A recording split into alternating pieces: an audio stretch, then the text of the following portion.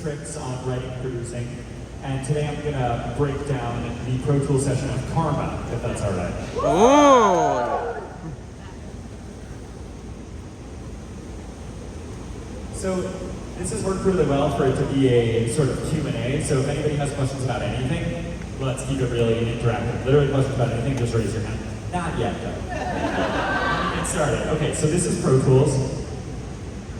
Wait, sorry, Rob, can I move it a little closer to me? Or no? I just don't want it to fall.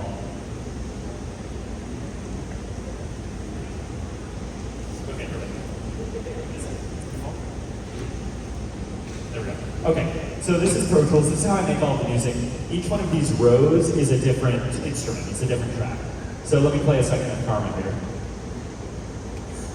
I've been so good, I've been helpful and friendly. I've been so good, why am I feeling empty? I've been so good this year. I've been so good, but... So Karma's a really exciting moment for me as a producer, because I had always wanted to dip my toe into this really like authentic 1950s orchestra choir thing where it really sounded like it was straight from the 50s, and then kind of mixed with something more distorted and electronic. I kind of did it a little bit on the click. There were moments in the overture where there was like a harp going like or whatever. And so I got really excited by that, but I felt like I wasn't sort of a good enough producer to really get into that. And then Karma was the first song we made for Neo Theater, and that was my first moment of like, oh, I think this could ultimately be AJR's sound. So for this, I started with this bass and kick.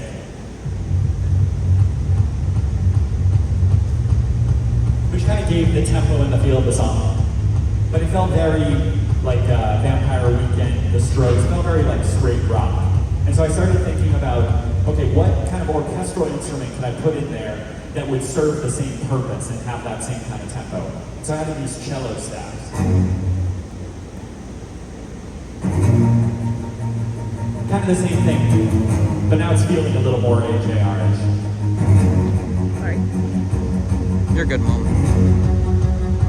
And so I thought with this, okay, now that's feeling a little more orchestral. Now I wanted to sort of feel as if we sampled an old-fashioned orchestral song. And so a big reference for that was this song, One More Time by Daft Punk, where they took an already existing song, and I kind of get the feeling like they played it live on the sample machine. Like the chords don't logically go after each other. If you listen. Like, I feel like someone played that, right? Yeah. And then this part is echoed. Very weird chord to go to. And you can kind of hear that it's like low quality, the quality is very degraded. So I wanted to accomplish that. So we went into a studio and recorded a lot of real orchestra for Neo Theater. Then I resampled it into this kind of thing. Here, I'll solo it. Like weird chord. You can record it. It shouldn't go after that, but once you kind of combine it all together, now it actually sounds like a drum.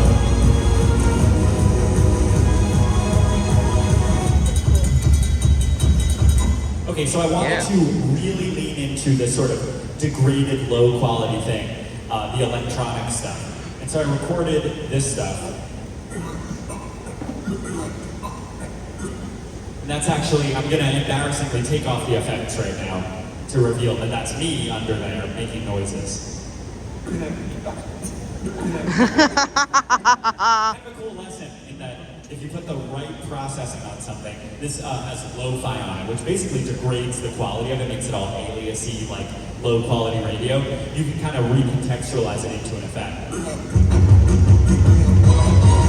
It's like vocal adjacent, but like more just like a weird effect. Any questions about anything, Smart? Yeah.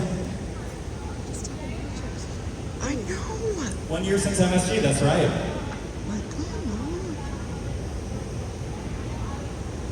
Or were you at MSG? Yeah, so this is 1 year since we played Madison Square Garden, which was a huge moment for us. How did it feel? When you're in it, it's just sort of a blur. But now looking back, it's like, it kind of sounds like a different band played MSG. You almost get imposter syndrome of like, what, we're that big at this point? So it was kind of an incredible feeling, yeah. Any more questions? Yeah.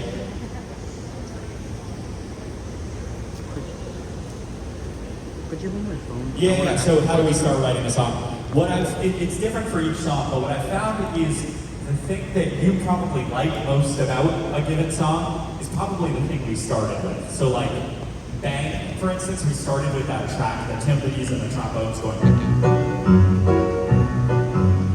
We knew that that was like the evil villains kind of walking in, like there's something cool about that, and then we sort of reverse engineered it. This song sounds like the end of the world, impending doom. Okay, what's AJR's version of an end of the world song that we ended up coming up with? The Let's Go Out with a Bang. So that came track first, but something like Dear Winter, that was fully lyric first. That was me just, I wrote Dear Winter after I asked a girl to hang out with me and she said no. And then I went back to my dorm room, I was in college at the time, and just wrote Dear Winter. Just about how confusing it is to find the one and how impossible it feels until you find it, right? So that was very much, Dear Winter, I hope you like your name. That's how you would say it. And then kind of putting melody to that. Dear Winter, I hope you like your name. Like I'm kind of following the pitch of Dear Winter, I hope you like your name. The pitch of how I would say it is actually the melody that I wanted. So that one came lyric first, and then the production is obviously super simple. Yeah.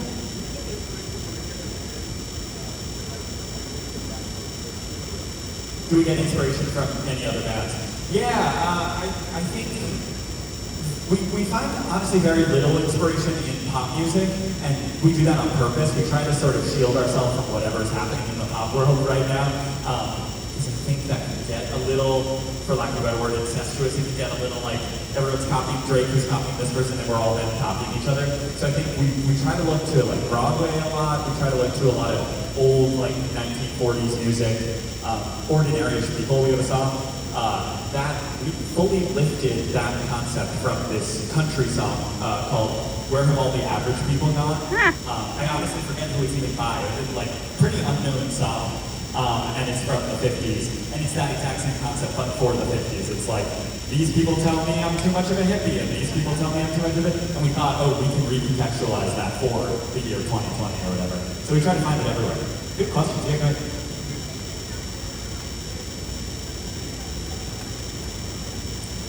So what's my favorite sound I've ever found inspiration from? I've shared this a couple times, but so for our song Entertainment's here,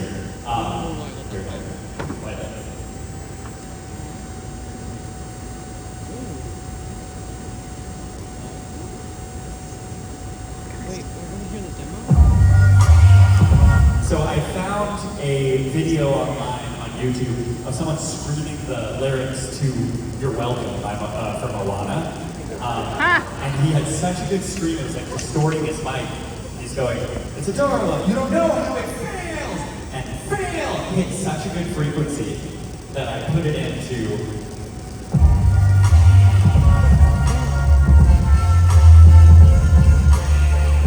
so I ended up sampling that. I'm constantly looking all over the place. Two tours ago, we did a meet and greet, and a woman was telling us how she wanted to move her son out of the small town they were in, and they were like trying to sort of work up the courage. And I literally took that and put it into inertia. I want to move out of this town, but everyone knows me packing this town. So I think a lot of being a songwriter is just like keeping your ears open to what is relatable and what resonates with me. Let me keep going. I want to keep answering questions. So this song builds and builds in this kind of orchestral way. While we were making this, we were so excited because it felt like we were dipping our toe into kind of this big Broadway, there are no rules, this could just explode into this random new bridge section that hadn't been established before. And then at the end, we knew we wanted it to feel like a therapy session that was running out of time. And I think me and Jack both found in our therapy sessions towards the end, we're like looking at the clock and we're just trying to talk in like long run-on sentences to try to fill up the time and get as much as we can out of the therapy session.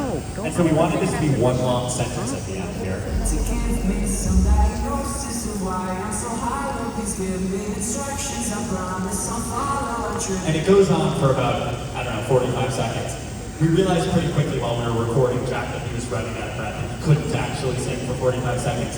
But we figured out this neat trick where we could Basically, if you look at all the vertical lines here, they're all cuts. So this section is actually made up of a ton of different takes where he stopped, ran out of breath, and restarted. We realized we could combine them all on the F syllables, and you wouldn't be able to tell. He started again on follow, but once he ran out of breath, we were able to kind of stitch them all together undetectably. Felt like we got away with a cool magic trick. More questions? Yeah, the back there. Me? Sure, yeah. You. Go. Go ahead. So I know you have things besides how do you see like shapes in like music and like are they colors? Do you mind repeating it? Sorry. How do you see colors when you are seeing music? Yes, Oh, synthesize so them. yeah, I have something called synesthesia, where I have like wires crossed in my brain. I've noticed that a bunch of musicians have this, but when I hear songs, I see colors, and when I hear drums, I see shapes. And when I was young, I kind of thought everybody had these things connected, and then I learned the word synesthesia. I was like, oh, I guess not everybody has it. But while I'm producing, it really helps me. Entertainment Here is probably a good example. So while I'm building out the drums there, I start with like a kick drum or whatever.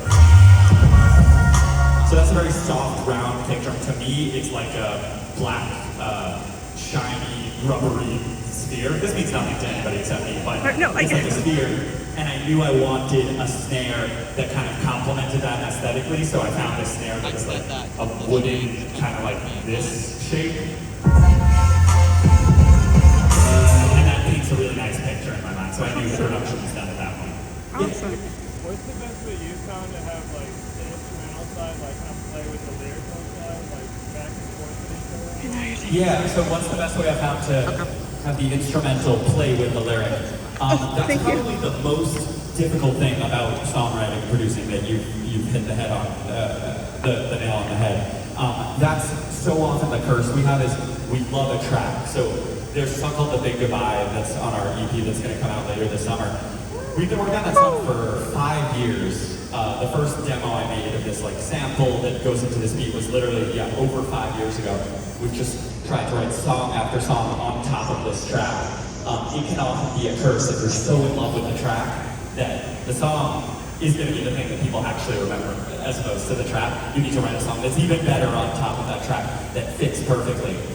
There have been so many times where we've been just stuck with tracks that are so perfect and you just can't find the right concept to play into place. You just have to power through it and just write song after song after song until you just kind of feel the dialogue fits with the movie, you know? Yeah, good question. Yeah. How do we make the 100 Bad Days video?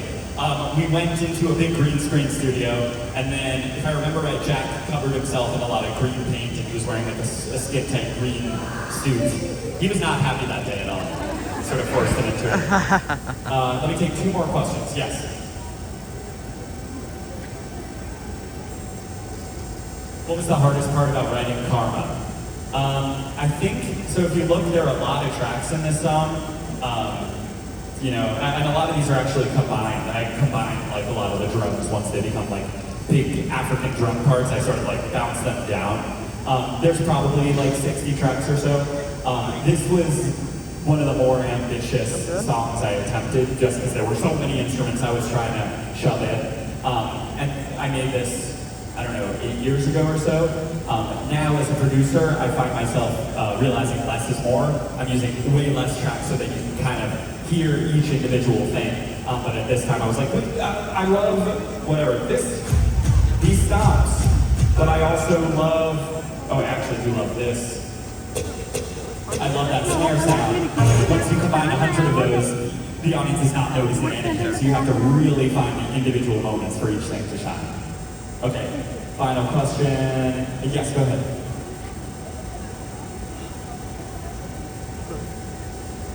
What's the most complicated song so far that I've produced?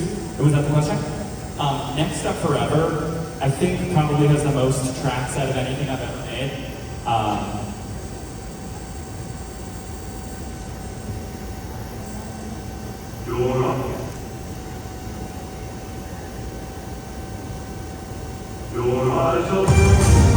Yeah, all these drums, there's like 100 drums in the... And again, now as a producer, looking back, I did so much unnecessary work. Like, there's like 100 more drums than there needed to be in that. But I think at that time I was just like, I love this, and I love this, and I love this, and combined it all into something like that. Guys, I hope this was fun. Thank you so much. I'll see you next time.